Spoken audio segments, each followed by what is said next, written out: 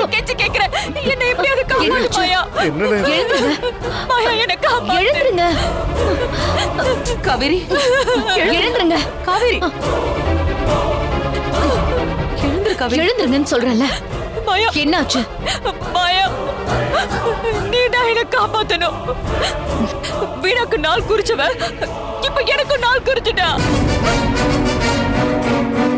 என் உயிர் இப்ப உன் கையில தான் இருக்கு. என்ன காப்பாத்து மாயா. உனக்கு கெஞ்சி கேக்குறேன்.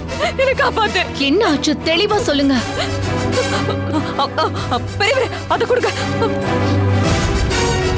இதுல மாயா பாரு பாரு பாரு இத பாரு பாரு. வீணாக்கு நாள் குறிச்ச மாதிரியே அந்த மாயக்காரி எனக்கு நாள் குறிச்சிட்டா.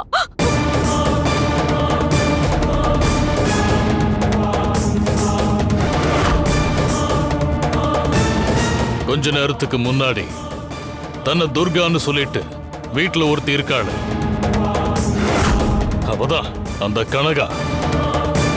நந்தினி கொடுத்த வீணாவோட போஸ்ட்மார்ட்டம் ரிப்போர்ட்டை நீங்க மறந்துட்டீங்கன்னு சொல்லி எங்க கிட்ட கொண்டு வந்து கொடுத்துட்டு போன.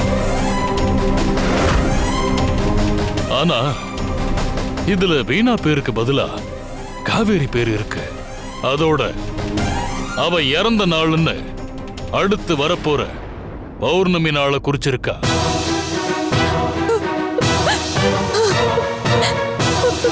ஆமா, காவேரின்னு தான் போட்டிருக்கு.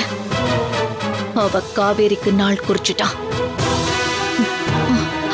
இவங்க இவ்ளோ பயத்துல இருந்தா ஏன் குறிக்கோள் அடையறதுக்கு இவங்களால உதவி பண்ண முடியாம போயிடும். முதல்ல இவங்க பயத்தை போக்கும்.